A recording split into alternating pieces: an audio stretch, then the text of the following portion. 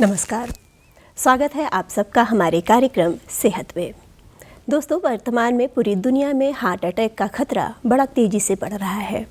पहले जहां हम सुनते थे कि 50 वर्ष की उम्र के ज़्यादा लोग इसकी गिरफ्त में आते हैं, वहीं अब युवा वर्ग इसकी गिरफ्त में बहुत तेज़ी से आ रहा है। क्या कारण है कि सर्दियों में हृदयाघात या हार्ट अटैक का खतरा बहुत तेज़ी से बढ़ता जाता है? आज इसी विषय पर चर्चा करेंगे कि क्यों होता है, क्या कारण है, क्या लक्षण है। इसी विषय पर बातचीत करने के लिए हमारे साथ हैं हृदय रोग विशेषज्ञ डॉक्टर संजय कुमार सिंह जी। बहुत बहुत स्वागत है सर आपका हमारे कार्यक्रम में। नमस्कार डॉक्टर साहब, जैसा कि सर्दियों का मौसम चल रहा है और इस मौसम में हार्ट अटैक का खतरा बहुत ज़्यादा बढ़ जाता है, ऐसा क्यों होता है, क्या कारण है? प्रीति जी, ऐसा है कि ये जाड़े के समय में बहुत सारी वातावरण में चेंजेस होती है। लोगों के दिनचर्या में, कार्य प्रणाली में और जीवन शैली में भी उसमें काफ़ी बदलाव आता है जी। जो कि मुख्य कारण होता है इस बीमारी, हृदयाघात की बीमारी को बढ़ने का। उसमें प्रमुख कारण ये है कि जैसे आप जब सर्द का मौसम आता है, जब तापमान कम होता है, शरीर का तापमान भी कम होता है, तो उसके कारण जो है शरीर की जो धमनियाँ होती है सिकुड़ जाती है। तो उसके कारण अगर किसी को हृदय की बीमारी होती है या वृद्धावस्था के लोग होते हैं तो उनको जो है सो हृदय पे ज़्यादा बल पड़ता है जी। तो उस दबाव के कारण जो है सो हृदयाघात होने की संभावना उनकी बढ़ जाती है। फिर उसके साथ ही साथ उनका जो लोगों का मतलब स्थिरता आ जाती है। लोग जो है सो मूवमेंट कम हो जाता है, तो स्टैग्नेशन रहता है। लोग एक ही जगह पे रहते हैं, ठंड से बचने के लिए बंद कमरे में रहते हैं जी। तो उसके कारण जो है और उनके साथ ही साथ उनके खान पान के तरीके में भी बदलाव आ जाता है। लोग वसायुक्त खाना का ज़्यादा प्रयोग करते हैं जी। और ख़ास करके अगर उन्हें धूम्रपान की आदत होती है या शराब की आदत होती है तो उसका प्रयोग भी ज़्यादा करते हैं। तो उसके कारण जो है ये बीमारी होने की संभावना और बढ़ जाती है, क्योंकि ये सारे रिस्क फैक्टर हैं जिसके कारण जो है सो हृदयाघात हो सकता है। और साथ ही साथ ये भी देखा गया है कि वातावरण में जो चेंजेस होते हैं उसके कारण जो है सो मतलब एयर पॉल्यूशन भी ज़्यादा हो जाता है विंटर में, जिसके कारण फेफड़े का इन्फेक्शन हो सकता है। फेफड़े का इन्फेक्शन हृदय को भी प्रभावित करता है, तो उसके साथ साथ जो है हृदयाघात होने की संभावनाएं काफ़ी बढ़ जाती है। जी डॉक्टर साहब, क्या लक्षण होते हैं, किस तरह से हम पहचानें कि हमें हार्ट अटैक, क्या आने के पहले कोई अपना सिम्टम्स भी दिखाई पड़ता है? हाँ, ये बहुत ही आवश्यक है कि लोगों को जानकारी हो कि क्या लक्षण है, जिससे उनको मालूम हो कि जो है ये हृदयाघात हो सकता है। क्योंकि ये जानकारी बहुत ही आवश्यक इसलिए भी है कि इसे सही समय पे अगर इसका इलाज किया जाए तो बहुत लोगों को जाने से बचाया जा सकता है या जानलेवा स्थिति में पहुंचने से बचा जा सकता है। तो इसके मुख्य लक्षण जो होते हैं वो एक तो होता है कि छाती में दर्द। तो छाती में दर्द होता है, उसके कई तरह से वो मतलब जो हम क्लासिकल पेन बोलते हैं वो होता है। छाती में बाएं तरफ दर्द होता है, वो जो है सो बाएं की तरफ जाता है, बाएं की तरफ जाता है। लेकिन ये हमेशा इस तरह से ही छाती का दर्द प्रस्तुत नहीं करता है, इसके कई और भी रूप हो सकते हैं। कुछ लोगों को छाती का दर्द जो होता है जबड़े की तरफ जाता है या फिर कुछ लोगों को जो है बेचैनी महसूस होती है, घबराहट महसूस होती है या दिल की धड़कन तेज महसूस होती है। फिर वो ठंड में जैसे मतलब लोगों को पसीना आता है, पसीना जैसे मतलब कोल्ड स्वेट बोलते हैं जिसको। तो अगर कोल्ड स्वेट होता है तो उसमें भी जो है सो ये एक सिम्टम है। और मेन जो है सो कभी कभी मतलब एटिपिकल सिम्टम्स होते हैं जो कि बहुत ही क्लासिकल नहीं होता है, जिसे लोग नज़रअंदाज करते हैं। तो जैसे अगर किसी को, खास करके स्त्रियों में भी देखा गया हो कि लोग बोलते हैं कि वो गैस की बीमारी है या फिर मतलब पेट में ये हो रहा है, इन्फीरियर वॉल एमआई जिसको बोलते हैं हम लोग, वो जो है सो खास करके लोग उसको गैस करके या फिर अपच की बीमारी करके उसको जो है सो टाल देते हैं या फिर कुछ उसका सही तरीके से इलाज नहीं करते हैं।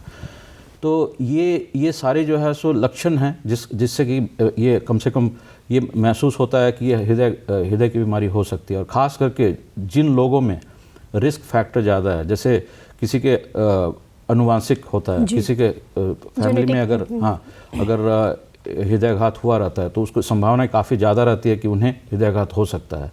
या फिर और भी कुछ आदतें होती है लोगों को, जो जैसे अगर वो शरीर का वज़न ज़्यादा रहता है, मोटे होते हैं, या फिर उनका वसायुक्त खाना का जो है सो ज़्यादा प्रयोग करते हैं, या फिर तनाव की स्थिति में रहती हैं, ठीक से वो मतलब निर्धारित जितना नींद होता है वो नहीं ले पाते हैं।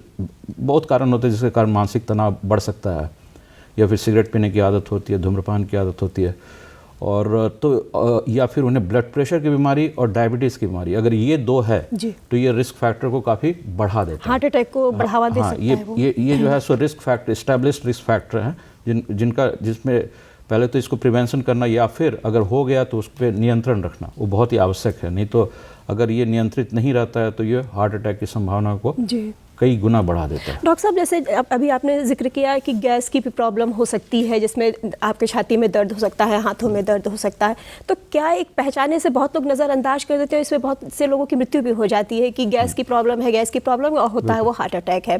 तो इन दोनों में जो कुछ ऐसा कुछ बताइए अंतर, जिससे हमारे दर्शकों को समझ में आ सके कि हम किस तरफ जा रहे हैं। तो एक तो यही है कि जो 40 साल से ज़्यादा उम्र में अगर इस तरह से उन्हें महसूस होता है गैस की तरह, और अगर उन्हें गैस की बीमारी नहीं है, अगर वो पहली बार महसूस कर रहे हैं तो उन्हें, और जो है सो गैस का दवा खाते हैं यूजुअली नॉर्मली जो बोलते हैं हम लोग प्रोटॉन पंप इनहिबिटर या कोई भी मेडिसिन आप ले रहे हैं लेते हैं, तो जो भी है वो दवा खाने के बावजूद अगर उन्हें सेटल नहीं होता है ये दर्द, तो उन्हें ये इसकी जो है सो तत्काल जाँच करवानी चाहिए। और जैसे मैंने बताया था, अगर उनके फैमिली में रिस्क फैक्टर है या फिर उनको रिस्क प्रोफाइल उनका इस तरह से है जिससे ये संभावना ज़्यादा है कि उन्हें जो है सो ये हार्ट अटैक की परेशानी हो सकती है, तो उन्हें ये गैस की समस्या करके उसे नजरअंदाज नहीं करना चाहिए, और दवाइयाँ ही केवल न खाते, एक बार अपने डॉक्टर से परामर्श जरूर बिल्कुल लेना सही समय पे उसकी जानकारी लेना और जांच चरा करके और उसका सही इलाज कराना वो बहुत ही जरूरी होता है। तो वो बहुत आगे की खतरों से आप बच सकते हो। क्योंकि एक बार हृदय आघात हो जाता है तो या तो जानलेवा हो जाती है, तो जो है सो मरीज जो है सो उसी हृदय आघात में जो है सो कभी कभी ऐसा होता है कि पहले बार में ही आदमी की मृत्यु हो जाती है। तो वही जब मैसिव हार्ट अटैक होता है उसमें जो है सो हृदय की कितनी मांसपेशी को प्रभावित करता है हृदयाघात, उस पर निर्भर करता है। तो लेकिन कभी क्या होता है, छोटा हृदयाघात होता है तो उससे लोग उभर जाते हैं, लेकिन उसके बाद भी जीवन शैली उनकी सामान्य नहीं रहती है, क्योंकि वो कुछ भी मेहनत का काम करते हैं तो हृदय कमज़ोर हो जाता है, जिसके कारण जो है सो सांस फूलता है या फिर उनका वर्क टॉलरेंस जो भी है वो काफ़ी कम हो जाता है, तो उनकी जीवन शैली को काफ़ी प्रभावित करता है। डॉक्टर साहब, आज युवा वर्ग भी इसकी गिरफ्त में आ रहा है, क्या कारण है इसका? तो मेन यही है कि जो हमारे जो भी जीवन शैली है, खान पान का तरीका है, उसमें काफ़ी बदलाव आ रहा है। आप ये कह सकते हैं खान पान भी इसमें बहुत मायने रखता है? खान पान बहुत ही ज़रूरी है, क्योंकि एक मैंने बताया था, एक जैसे ये होता है युवावस्था में, एक ये होता है, एक एज होता है जिसमें कि अगर शिथिलता आ जाती है, सिडेंटरी लाइफ ऑफ मतलब जिनका एक जगह बैठ के काम करने की आदत होती है ऑफिस में, और फिर जो है सो वो रिक्रिएशन के तौर पे, मतलब व्यायाम की जगह पे वो जो है सो शराब या फिर सिगरेट वगैरह जो है सो ज़्यादा इस्तेमाल करते हैं, उनका शरीर का जो है सो वजन भी ज़्यादा होता है, तो इसमें एक मेटाबॉलिक सिंड्रोम बोलते हैं हम लोग उसको। तो मेटाबॉलिक सिंड्रोम की स्थिति पैदा होती है। मेटाबॉलिक सिंड्रोम एक ऐसा है जिसमें कि फैट जमा होता है शरीर में, वो धमनियों में जमा होता है, कोलेस्ट्रॉल में जो है सो बढ़ता है।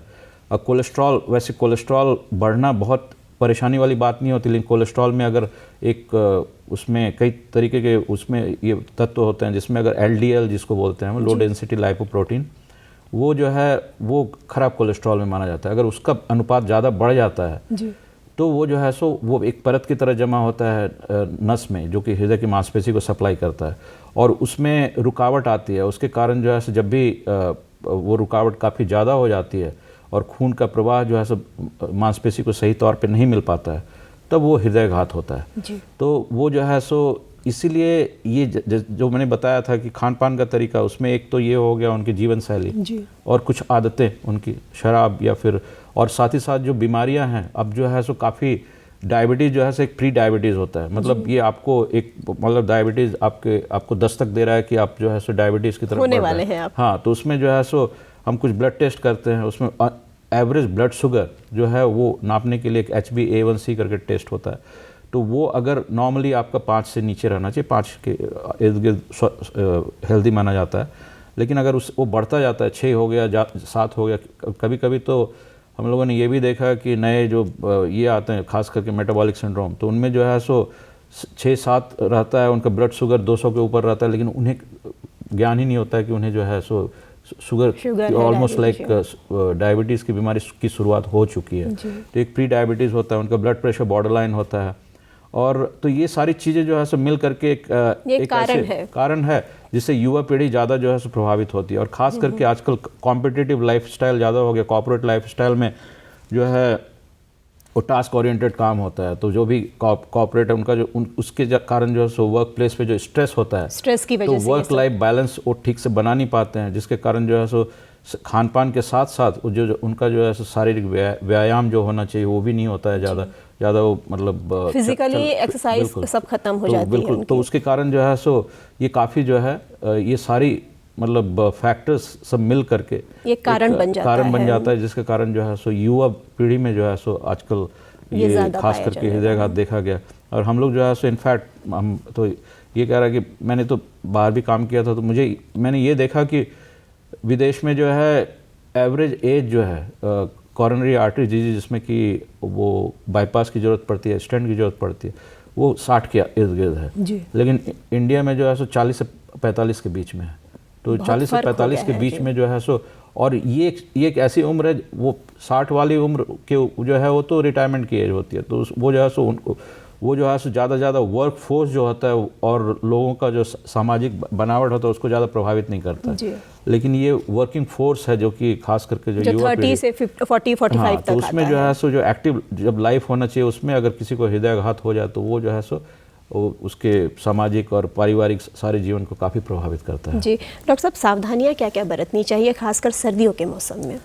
सर्दियों के मौसम में जैसा मैंने बताया कि बहुत सारी चीज़ें जो आप खुद कर सकते हैं उसका प्रयोग करना चाहिए। उसको आपको जैसे ठंड से बचाव काफ़ी आवश्यक है, और ख़ास करके जैसे मैंने बताया कि एक्सपोजर जो कोल्ड से होता है उसके कारण वैसोकंस्ट्रिक्शन होता है, तो आप जो है अवॉइड कीजिए, ठंड से बचाव कीजिए।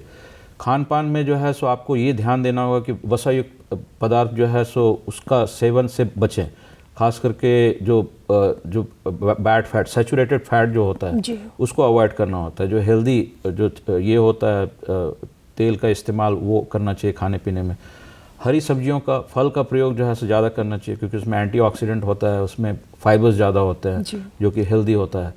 और आपके साथ साथ जो आप ओमेगा फैटी एसिड जो है उसको बढ़ाने के लिए जो है सो अगर मांसाहारी हैं तो फिश खा सकते हैं, या फिर अखरोट और इस तरह की चीज़ें जो है जिसमें कि काफ़ी मात्रा में आपको अलसी का जो ये होता है बीज होता है वो जो है सो ओमेगा 3 ओमेगा 6 में जो है सो काफ़ी रिच होता है, वो भी प्रोटेक्ट करता है। वो आपका हेल्दी कोलेस्ट्रॉल को बढ़ाता है। हेल्दी कोलेस्ट्रॉल जो होता है HDL बोलते हैं, हाई डेंसिटी लाइपोप्रोटीन, तो वो आपको आपके हृदय को वो जो परत जमा होती है उसको होने से बचाता है, तो हृदयाघात की संभावनाएं और कम होती है। तो HDL का मात्रा बढ़ना चाहिए और LDL का मात्रा जो है सो कम होना चाहिए। तो ये जो है सो हमारा ध्यान रहता है, खास करके जब हम कोलेस्ट्रॉल का जो लिपिड प्रोफाइल का टेस्ट का रिपोर्ट देखते हैं, और उसी हिसाब से अगर किसी को ज़रूरत होती है तो दवा का इस्तेमाल किया जाता है।